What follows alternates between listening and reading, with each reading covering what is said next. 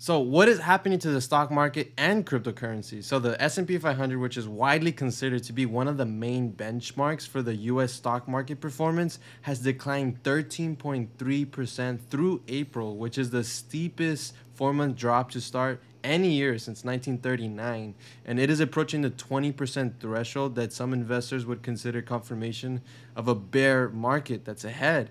And the main factor is because the Federal Reserve has taken a slightly weak policy at the beginning of the year because of what was going on with the pandemic. Interest rates were very low, people were getting free money, but now the Federal Reserve is turning around and they're going to be a lot stronger policy. They signaled that for to 2022, so it's going to pivot to a tighter policy to combat inflation, everything that's going on. Inflation is very high, it's very rampant, it's close to 10% now. So money is no longer cheap. No more stimulus checks. Money is drying up all across the board. It's costing more to borrow money. So that is what's causing the stock market to drop, as well as other stuff. And now with cryptocurrency, let's talk about that a little bit, Junior. Bitcoin, Luna, so many things. Well, I have a question, because the average person watching this, or the average person in the U.S., they might ask, but why would I care if the stock market is dropping? Why would I care? I have no interest in that. I have no assets. So what would you tell them why they should be interested in that? I would say you should be interested in the stock market overall, because if you're investing into, let's say, a Roth IRA, 401k, maybe you're a part of a 403b plan, so any type of retirement account or anything like that. Honestly, economics in general, it affects everything. It affects the cost of gas, the food, the cost of what your living costs. It affects everything. And once you start understanding the stock market and how it can affect everything, I mean, I don't think you should be every day, like me and Junior are literally every day looking at the stock market, looking at the news, what's going on. I'm not saying the average person should be every single day, but at least tune into Events Latino News on a weekly basis so you can kind of get an update. Because the stock market, it's kind of almost a reflection of what's going on in the world. It's almost like a mirror image. If the Federal Reserve or basically the government's bank is printing a lot of money, stimulus checks and everything, what happens? Well, the stock market goes up. If it stops printing, raises interest rates, stock market goes down. Literally what's happening right now. Yeah, I asked that question, because I sometimes have this conversation with my girlfriend, Diana, and she's not looking at the stocks like I do. And also I read a comment on one of the posts that I was listening to said, like, but why should I care, because I'm not invested. I'm pretty sure a lot of people also ask that question, like, okay, but this doesn't affect me. But like you said, it does, because in the sense, it's like the word that people sometimes use, trickle down economy. Yeah, or economics. Economics, where, all these big hedge funds, the bankers are start losing money. Well, that's going to affect you, because like you said, if the bank of the government is starting to print too much money and having issues paying these debts and be able to, to continue funding the government, continue funding these programs, they're going to have issues along the way, and that's going to cause a lot of problems, which you already see in the pump. You see in the interest rates of houses, and I'm pretty sure you're going to see that in interest rates in cars. So that's why you should not pay attention all the time, but just have an idea of why it's happening and how you can prepare yourself if something goes one way or the other. Yeah, and I see that Durham commented a lot of people are going crazy over the crash, especially those getting close to retirement. I can only imagine someone was about to retire next week, and then all this happens. Or this was the year. Yeah. 2022 was the year to retire. They're like, I think I'm going to wait a couple more years. Yeah. They just lost like almost 20%, the overall stock market. Yeah. Almost 20% this year. There was an interesting tweet that I saw where, Google, I think Microsoft, Apple, those have dropped 20%. But the other companies have dropped close to 70, 50. Even Amazon, which is a big company, I think they dropped 45%. And that's huge, Yeah. And I see there's a comment here. Marvin Alexander says, do you recommend buying a house right now? Before I answer that, we're actually going to talk about, buying a house, a new program that California just launched. So just stay tuned. I'll answer your question just right now, okay? Prices are going up on houses. Yes, we'll talk about that right now. But I felt that with the prices going up. I don't know if you felt that, Graciela, with even just regular stuff at the grocery store. Yo antes compraba un café with my whole family, and it used to be a huge jug, and not only did the price increase like $1, but they cut it in half. So you called it a special thing. It's called shrinkflation. Shrinkflation, yeah. Yeah, that's another way Where that it affects you. yeah, where instead of inflation, shrinkflation, a bag of popcorn, for example, let's say it costs the same $5, but there's less popcorn inside, so it shrinks, right? So then the company makes more money, right? At the end of the day, because they're still charging the same, but they're actually giving you less. It's funny how you mentioned the drop because you see 2020, we're still really high from where we were in Yeah. 2020. Oh yeah, which Yeah. I want to show you. I'm if you see the screen right now, it's basically showing the overall stock market, because the SPY, which is basically the S&P 500, which I guess you would say it's like almost like a mirror image of the stock market overall, right? It's Right the here, five, right here it says it. yeah, it's the five. Oh, it's right there. Yeah, it's the 500 biggest companies. You know, Apple, Tesla, Microsoft, the 500 biggest. Not Luna, but like stock market. No cryptocurrencies, just companies, right? So as you guys can see, we were about to hit 5,000, and it dropped. Right now, it's below 4,000. So it's dropped quite a bit. But it, like Junior said, if you zoom out, all you gotta do is zoom out. You're like, oh, okay, it's had dips before, but it just overall, it's, you know, over the past 5 years, it's gone up 65%, right? That's just a perfect example. So yeah. It's super interesting. And I think historically it's gone up what 10 or 8%, year after year. yeah, 10 roughly 10%, yeah, over the Mhm. past 100 years, exactly. Yeah. Yeah, 10%, which is a really great return, average return. Now, a lot of people are talking about cryptocurrencies, Bitcoin, all this different stuff. Now, it's a definitely a very controversial topic. Bitcoin has gone down a lot, but the one that's very controversial that's been in the news right now that people are talking about is this one called Luna Terra, which Luna Terra is okay. So I looked it up, just to get more information about it. So it's basically it's the sister company, it's the sister cryptocurrency of the stable coin. So Luna is a sister cryptocurrency of Terra USD, which is basically supposed to be like a stable coin that matches the $1 American dollar. If the UST stable coin is at $1 American dollar $1, it's supposed to mirror image. It's not supposed to go down. It's not supposed to go below. It's supposed to stay there. Luna was at close to over 100. Was it like close to $150 like over a month ago? I'm hearing in my charts. It hit 120 at one point, and that was not that 120. far. That was only last month in April. April 120. 16th, April 7th, it hit 120. Wow. Yeah. A week ago, it was at $85. And today, actually, when I was doing my research, it was at 4 cents. Right now, it's like not even a penny.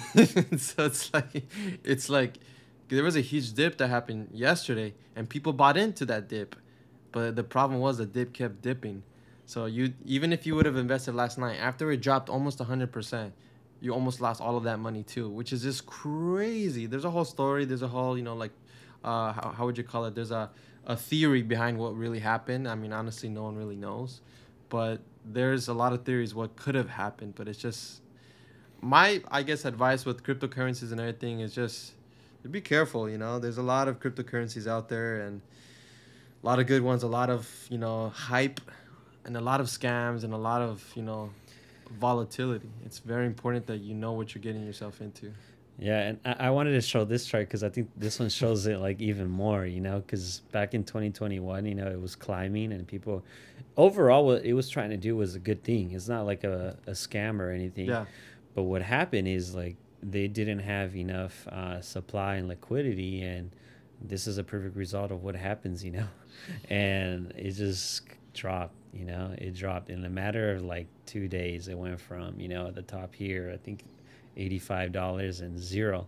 And it's what they say, trying to catch a falling knife. That's why when I saw a lot of people, oh, it hit $1, it hit $5, like it's only going to go up. Dip, yeah. Anybody who's been paying attention to crypto, this isn't the first time. It's one of what's different about this one is it's actually a well-known company that a lot of people invest in and trust. So it's not like, I think It's not a meme. yeah, exactly. Because remember that one guy that was live streaming himself and it literally just got rug pulled, which means they just pulled all liquidity off the company. They literally just said bye and took all the money and ran. Mm-hmm. That was a funny meme that everyone saw. But this one, it hurt a lot of people.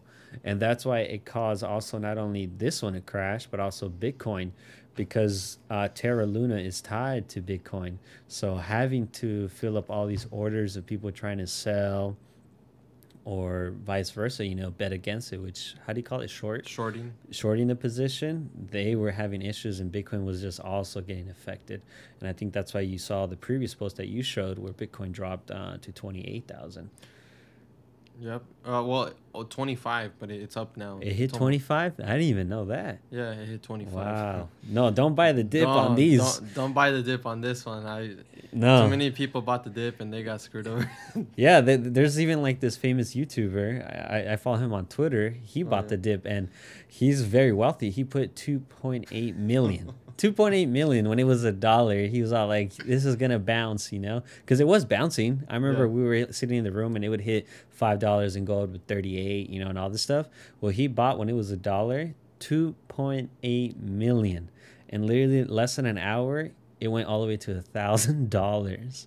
That's why you can't, it's almost better to wait. When this is happening, don't even try to time it or anything. It's like there's no rush. Scary. Yeah, people. This is not. Yeah. And people were putting suicidal tweets that they were suicidal because they had all their money tied to this or whatever, and they're like, "Oh my God, I lost it all." So it was not a good day. This would happen in the stock market. I mean, stuff like this happens, like penny stocks and stuff. But like Apple wouldn't, this wouldn't happen to Apple or like Microsoft. But Luna. What is this one? Crazy. Amazon? Rivian. Oh, Rivian. Oh. So people say like it doesn't happen in the stock market. Well, not as bad. It is really bad, but like that one, like literally from 150 to like 0.000, like.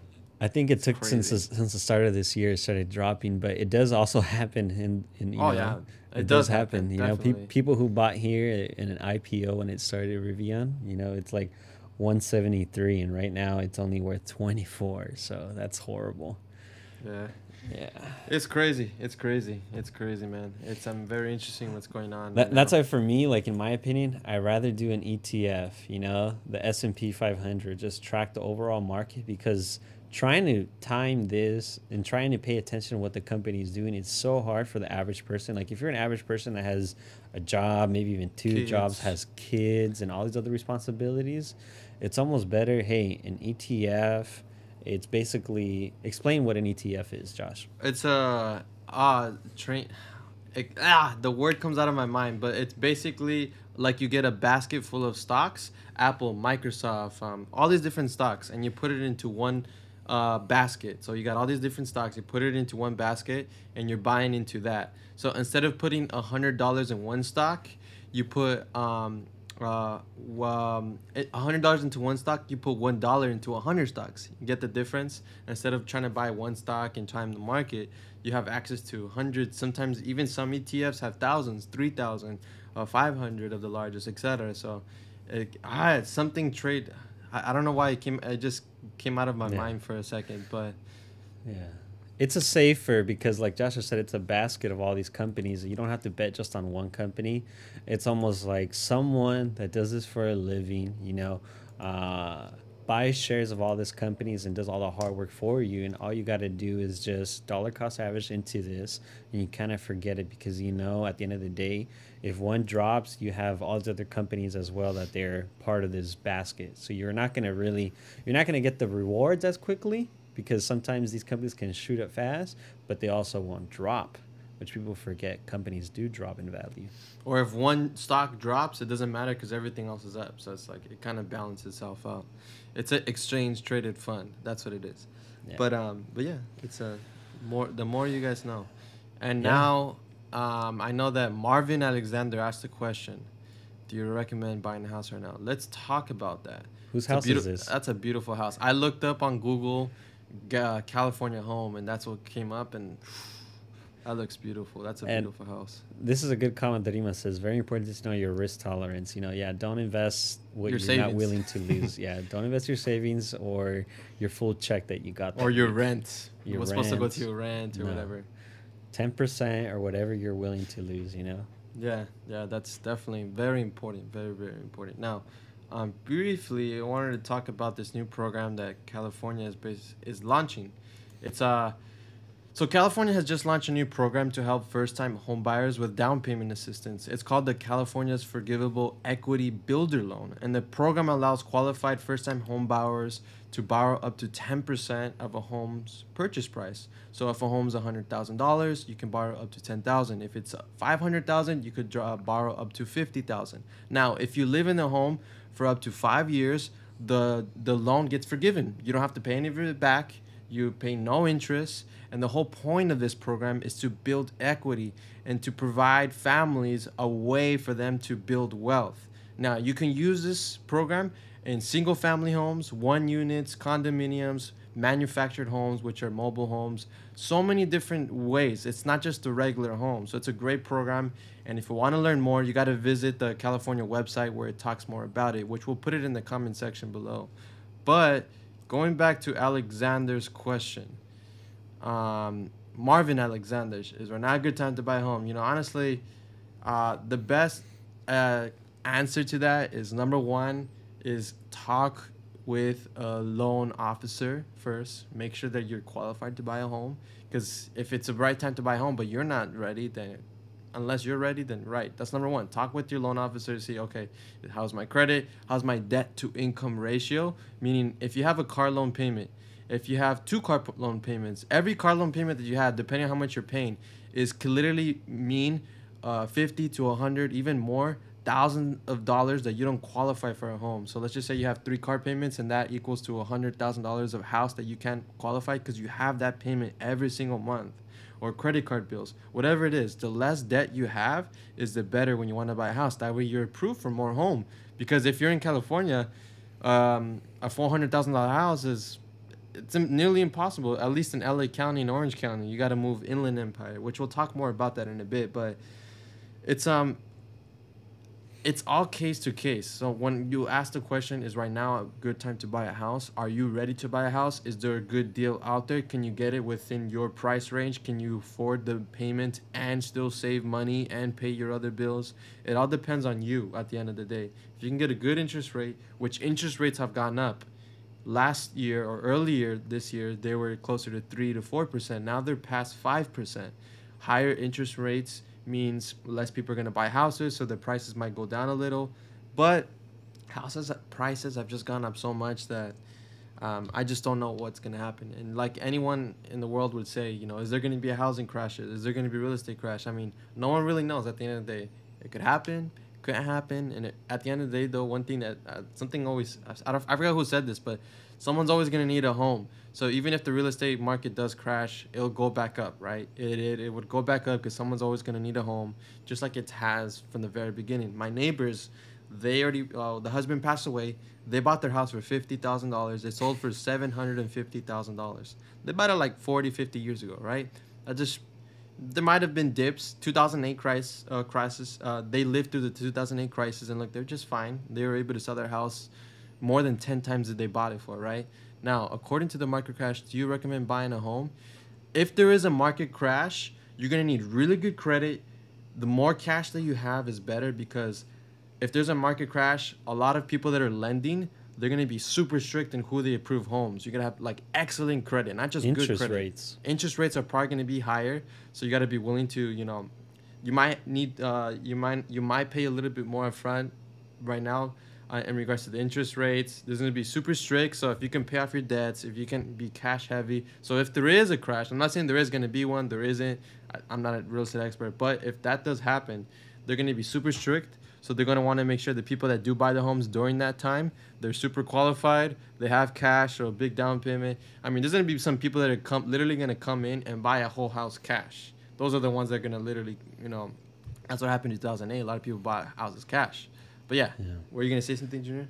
No, I was going to say, like, kind of like example you were saying about our neighbors, how much it went from 75,000 to 700. 50,000. From 50,000 to 700. You know, at the end of the day, you know, you make money in crypto, you make money from your job, you make money from whatever. The first thing, or one of the biggest things that people want to do is, I want to get my home. At the end of the day, all the wealth that people create always go back to the land. that's where all the wealth is really generated, and that's why a lot of people, when they buy a home, that's where a lot of their wealth comes in. So it's so important. I wish one day, I hope one day to be a homeowner, because my parents too, they bought this house for 200 or 300 around there. I think 200 and something, and now it's worth a lot more. That's why there is a benefit opposed to renting to owning a home, because you're not just throwing your money, even though it's a higher maybe Payment. monthly payment. But what's also interesting is rent's going up a lot. I don't know if you've been paying attention. It's almost catching up. Yeah, so much that, yeah, people are trying to decide whether to rent or maybe just save for a down payment, stay at the apartment that they are, and just buy a house. Yeah, because rents just keep going up and up and up. And who knows, if there isn't a housing crash, houses are just going to get more expensive. Yeah. Oh yeah, it's Yeah. which, speaking about houses, rents, and all that. If someone's here wondering, what can I get with $400,000 in California? Can I buy a house, right? California is super expensive to live here. So home prices overall national, this is the national average. It's reached 405,000. So just off the top of the bat, nationally, you're barely under, right? And then we're talking about literally Idaho, Ohio, like not just Yeah. California. Yeah. Because California is not 400,000 average. No. Okay, so an analyst from the Point Two Homes found that 5 cities in California, there's actually 5 cities, it's a miracle. They offer for you to buy a house that's 1,000 square feet, nothing more than 1,000 square feet, which is not that big, for the price of $400,000.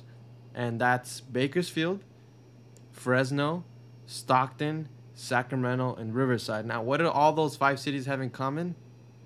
There's nothing there. There's really, Bakersfield, there's really nothing there. Yeah, you're kind of far away from the beaches. Fresno, I know a lot of people from Fresno that live in LA or Orange County because it's Fresno. Stockton, similar. Sacramento, Yeah. And Riverside, it is growing a lot. Riverside, I think maybe that would be the best out of all of them. But It's still, not it's terrible. like Dorima said, the crime is gonna look different in Riverside. But I mean, LA is not that good either. No. Let's be honest. But Orange County is good. Another thing I was gonna say is freeways. Riverside. Have you guys ever driven from Corona to Orange County or to LA? Oh my gosh, it's like a death sentence. So Yeah, it's not the prettiest place. Yeah. So yeah, like you said, it's pretty crazy, because here in California, you're gonna have to move out of the city, and a lot of people do that. I know people that drive like an hour or two to get to work because they want to own a home, and everywhere they live, they can't afford it with the salary. And what's really interesting is there used to be this really nice house right here down Pioneer, or two houses, I believe, and now they built these crazy big apartments, I believe. And that's what's going to happen a lot in California. They're no longer going to build like these typical one unit, homes. Yeah. single units. Yeah, which is going to cause these houses to go up in value. So Even so a lot of people that have these houses or want to buy these type of houses, it's only going to get more expensive here in California, sadly. Yeah, that's true. And Dorima said Riverside is the largest growing city in the Inland Empire. Yeah, the Inland Empire overall Wow. in the whole country is one of the biggest growing cities. But here's the funniest thing. Los Angeles and Orange County have both experienced the nation's second worst decline in people, losing more than 175,000 people. So Orange the Inland County, Empire too. is the most growing, but then LA and Orange County have the second to worst decline, with 175,000 people leaving. So after subtracting people that came in and leaving, this is what you get. One crazy 175,000. One crazy stat that I read is in New York is experiencing the same thing, people leaving. I think it said the stat that at least 1,000 people per day are leaving. I think that's the number one. Don't Yeah. quote me. I'm not too sure. I but think it is. that's why that they were commenting that 1,000 people a day. That's crazy. It's just getting crazy expensive. Don't you have? I don't know if you mentioned it, that 400,000 only gets you what in New York, like square footage. It's pretty funny. Who can guess how much square footage can you in New York City, Manhattan? All right, not outskirts of New York. We're talking about New York City, Manhattan, for $400,000. How much square feet can you get in New York, and how much can you get in San Jose? Now, I see Marvin Alexander said gentrification. I mean, yeah, it is. Yeah. It's basically, yeah, that's in a way that's literally what's happening. People that can't afford it just moving out to another city, Inland Empire, Riverside, or just to another country, another state. State, city, yeah. Especially now the ability to work from home. You know, I technically can sort of do that, work from another area instead of locally to the city, but it's hard. In New York, I have to guess 2 squares only. 2 square Especially, feet? yeah, Nah. it's so expensive for 400. $400,000. Probably just a basic studio. 267 square feet. 200, yeah. 267 square feet. Is that like a room or two, maybe? You know, That's a studio. that's It's like small. if you guys remember Spider-Man with Tobey Maguire, his apartment, basically something like that. That's $400,000. I don't even think so. I think That's probably bigger. More. That's probably Yeah, bigger. it's probably Yeah, never mind. 200 square footage is It's probably like my room. it's small, dude. Just my room. Just literally It's- my room. It's small, yeah. Dang, that's nothing. And in San Jose, Irvine, and San Diego, you'll get anywhere from between 500 to 600 square feet. So double. Yeah, yeah. It's not terrible. It's definitely better. It's livable compared to 267. 400 gets you that even in San Diego.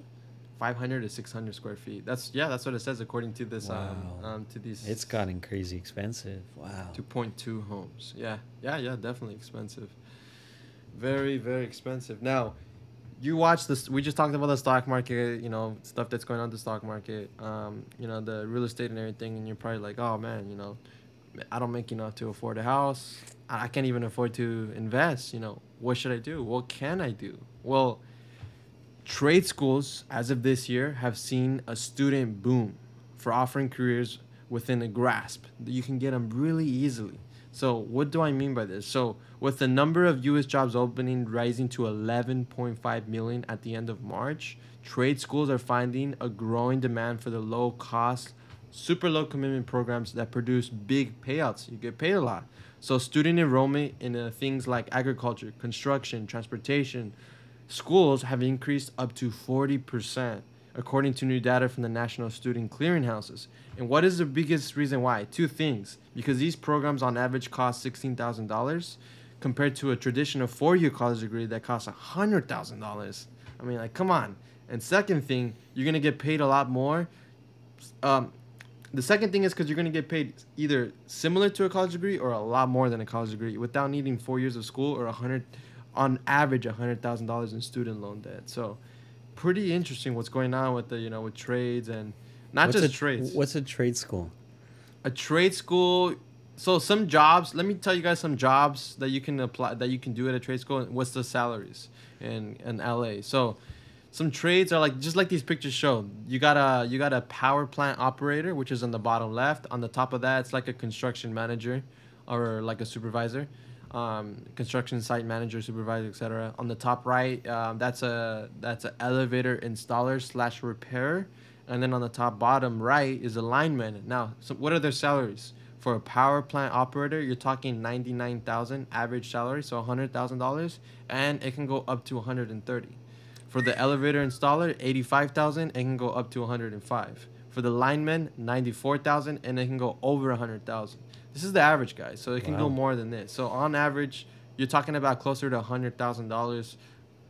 Imagine paying $16,000 and you make $100,000. I mean, like, come on, like, it just doesn't make sense. And nowadays, for a lot of people, not everyone, still for a lot of people, my girlfriend, for example, she needs a master's program to become a speech pathologist. She can't go to a trade school or something like that, right? But then there's other people that maybe have like a sociology or psychology degree, and then they don't know where to work because it's a very broad. It's not specialized. It's not a specific, category that they're having a hard time finding a job, and they end up making a little bit above minimum wage, so like $25 an hour, which if you're going to get in that $50, $100, $150,000, it's like doesn't make sense. It's not a good return on your investment, and you wasted some time there too.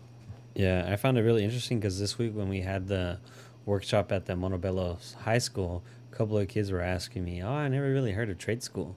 And they were saying how they're not really like into school in the sense of like everything that, college and all that. And they were wondering, what do I do if I don't really want to go to college, or I feel like I have to, but what do I don't feel like anything really like me llama la atención. And this is a perfect example of how, you know, you could look up trade schools and see what you're able to do, you know, even IT, you could get a job as an IT, you know, go to school for 2 years, you know, I think Google offers some programs and a bunch of other places. You could probably Google it and you'll find it.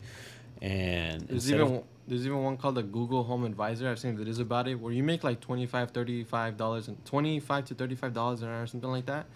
And it's not like it's just you're literally helping people through Google Home Advisor, and you can work from home. So that's just the and this example. is probably something that you learn a couple of weeks, right? Or Oh, just all like a this? 2 year. Oh, yeah. The Like, Google one? oh, like I think it's like a couple of weeks to Yeah. like a month, like a couple of months, but it's Yeah. you're not 4 years studying Yeah. and nothing like Yeah. that. Yeah, and what's beautiful at trade school is you don't have to take electives or random classes. You're literally just going there for what you want to do. So Exactly. if you're someone that's like handy, more hands-on, loves, you know, just doing something different and just school isn't for you, this is a perfect option because earning 100 to 130 is actually very good, you know, and this is overall. So imagine if you're making that much and you live outside of the city or outside of, you know, California, you'll be making really good money. So it's not like I always thought about it as a bad thing, like, oh, trade school, you know, that's weird. But it's actually, you know, if I would have known about it, I would have really given it a second thought. And I remember we did a workshop with the company called it's Lacey, Los Angeles Clean Tech Incubator, where they help people. They have programs so they can get internships into, you know, software development and stuff like that. There was a girl, she said, I went to school. I think she said she dropped out or she finished and she studied psychology. But she's like, I had a hard time finding jobs. I didn't know what to do. And she found out about software development. She did an internship and now she works within that field making good income. Yeah, So yeah. really fast too. Yeah, and if you're also have a college degree or in the workforce, you know, why not give trade school a chance and you could be able to get a better job, you know, than you are, especially if you're trying to fight inflation or keep up with all these crazy prices. Is like you might need to, you know, give this a thought. And it's good too. I think the best thing two things: use Google, it's your best friend, and second thing is look up alternatives. What I mean by this is like, okay, I want to become a doctor. What are some alternatives to becoming a doctor? Oh, physician assistant. Oh, a nurse practitioner. Oh, maybe a X-ray. speech pathologist or something like that. Where you're like, oh, so I don't have to become a nurse. I mean, a doctor if I don't feel like I want to be in school for 15, 20 years. But there's other routes where like, oh, I just need 2 years, 3 years after my undergrad. Oh, so there's a lot of alternatives. You know, it's not just the typical. No, yeah, no, it's very important to look out there and, like you said, Google's your best friend and YouTube. Google and YouTube. And TikTok. Yeah. TikTok. Yeah. That's cool. Yeah, all those are amazing. You know, you can find someone you need prayer, you can go to TikTok. If you want to learn how to go on dates, where to go on dates, go on TikTok. You can learn everything on there. Yeah, talking about like how much you get in your return, how much do usually people that go into nursing or all this stuff, how much in debt do they usually get after? It depends. You know, if they go to a state school like a Cal State Long Beach, you know, not that much in debt. Sometimes it's debt free if they work during school. But if you go to a private school where it could be, like, for example, if you went to Chapman, Vanguard, Biola, you're talking about some students graduate with $40,000, $50,000, $60,000 in debt. It's a lot of money. Definitely it's a lot of money, but Well, we've heard on Dave Ramsey, this guy that was trying to be like a doctor or something, $600,000. Yeah, and he failed. And he was trying to go be a back. doctor no more. Yeah, he was thinking of going back, and he's like, if I do, I'm gonna have another 200 or whatever he said. Yeah, he should have done a trade school or something else, you know. We gotta show the clip of Dave Ramsey where someone said, "Oh, I just bought a car and I have all these student loan debt." He's like, "Go back to your dealership and beg, get on your knees and beg them to take the car back." Yeah. Tell him you wash all the cars, you do something, you know. Yeah, he literally said that. I was like dying. Yeah. Like, that's funny. Yeah. But yeah, it's yeah, that's crazy. It's almost been 40 minutes. Time flew by. But Give a quick recap. yeah, I mean, we talked about the stock market. You know, the most important thing, you know, like you can invest into like single stocks, into single cryptocurrencies, but it's just no, there's more risk with that. Don't use money that you need to pay for rent and all that. But if you just want to cruise on long, don't worry about it. Just invest and just keep investing with and not even looking at it. There's things called index funds, which you can invest within your Roth IRA, 401ks, and all of that, right?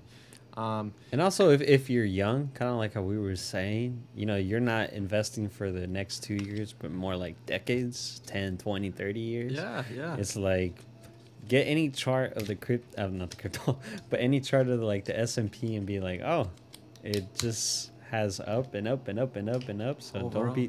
don't be scared if you do, like Joshua said, an index fund that, it's 500 of the best performing assets. And there's also mutual funds, but just know that those tend to have higher fees. So just this is not investment advice, it's just educational. It's just more about like you do your own research. You even talk to a professional so you can better understand. Some banks even have investment advisors there. And there's a lot of people you can talk to for this. And Luna is a perfect example how crypto is so new. One day it'll be worth 100 and something. The next day is worth pennies or less than pennies. Not even a penny. Man, that is crazy. That is crazy. So yeah, just do your research. Don't get into something just for hype, and don't YOLO unless you just want to throw 50, $100 and just like whatever. It's probably because people had that that saying, FOMO, fear of missing out, and they saw it going up and up and up and up. And if you ever feel like that, stop. Well, now there's reverse FOMO, fear of fear of missing out, but like of it going down, you're gonna miss out on buying the dip. It's the reverse FOMO now. Yeah, but when you see a crypto stock like Luna, it's like they say it's a falling knife, trying to catch a falling knife. It's better just wait till this settles and see if it's even gonna recover, because this company it's in my opinion, it could literally disappear, huh? Like if you look at the top 100 and back in 2017 in crypto, none of them exist, even though they were called the next Ethereum, the next Solana, the next whatever, the next one. None of them are back. So right now we're going into this market that looks like we're going to have a downturn or a bear market. So just pay attention. This is where you want to do all your research and be like, okay, I'm going to keep a watch list on all these companies and see which one is going to come out of this, because it is necessary, this downturn, to clean out all the companies, crypto, and all the stuff that aren't really performing anything. They're just inflated because randomness. And it's important to go through this craziness, even though it sucks. Yeah, it's super, super important. It's it all ties into, I want to talk about the end, mental health. It's Mental Health Awareness Month, because I'm sure, seeing the stock market, everything that's going on can be a little hard on our mental health. But just know that there's some steps you could take if you're dealing with mental health. And here's some steps, get some sleep, focus on what are your strengths, take time to think about what you're good at. Change your perspective, have a positive mindset, do things that make you happy. If investing into crazy crypto got you sad because you lost your money, start spending time with your family now. Start working out, doing other stuff. Physical. The gym was really nice for me. Gym, this past, yeah. Talk to someone. There's a lot of ways that you can go around it, and at the end of the day, you're not alone. There's people out there. There's resources and people that care about you. So it's very important that you reach out, and that's why we're here doing what we're doing, to provide kind of like not just the education, but also entertainment, and just so you guys have something that you can go based off of for every single week here at Avance News, where we talk about different things. And I was just looking at on our local news that I guess our governor Newsom announced a new program, which I won't talk too much about it, but within that program, it's to combat the inflation, and one of the things is a $400 payment for people who own cars, because of how bad gas was and other stuff like that. Free transportation, some stuff on medical bills, but it's just proposed. It hasn't passed yet. And this money is from what it's left over, right? A lot of it's from you would say is a lot of money that was left over from taxes, from the COVID fund, all the different stuff, which at the end of the day, we don't know what's gonna happen, if they're gonna pass it or not, but it's proposed. So we'll see. He's calling it an inflation relief package, right? Who knows? Maybe the government, the federal government, is gonna come out with an inflation relief package and include more stimulus checks, and then we're just Don't gonna. don't they I don't learn the reason know. why we're in this crazy inflation is because of all the printing that we done? It's like it's not really gonna help. I think what's gonna help is Gucci and Louis are gonna put out a bag sale for $400, and they're probably gonna sell a lot of bags that month. For Father's Day. Because Yeah, it's because that's what they did. It was funny during the $1,200 1,200. special. Yeah, they were handing out bags that price. Literally, people got one $1,200 and they said, you know what? I could buy a car. They thought because they had 1,200, they could buy a 30, 40, $50,000 car. It's like, no, no, no, no, no, no. Like, that's my down Yeah, payment. Yeah, it's just yeah. crazy. It's crazy, guys. It's just make sure you're The being smart with your money. Save that the money. on- the only good news is I think yesterday, the CPI went 8.5. So supposedly we're going 8.3. down. 8 point It was from at 8.5. 8.5. Yeah. So that's a good thing, I guess. Yeah. Well, yeah. It could mean that the inflation has hit a We peak. peaked. It Yeah. could mean, Imagine next month they went, so it goes from 8.5, 8.3, and then 10. I'm just kidding. It does the opposite of Luna. It just keeps going up and up and up and up. Oh man. Yeah. So, and anything else, we're here, we're posting, we're out there in the community. We're just doing a financial literacy series with Monteveo High School, helping some young people there. So, if you represent or know of a local school that would like to bring a program like ours, our financial literacy program, which we call the Wealth Academy, let us know. Hit us up. Reach out to us. Reach out to me. Send us a message here, and we can see if we can bring the program to your local school, charter school, public school, university, college, etc. So, without further ado, thank you to everybody for watching, for being with us today. Have a great rest of your week. Take care, and we'll see you next time.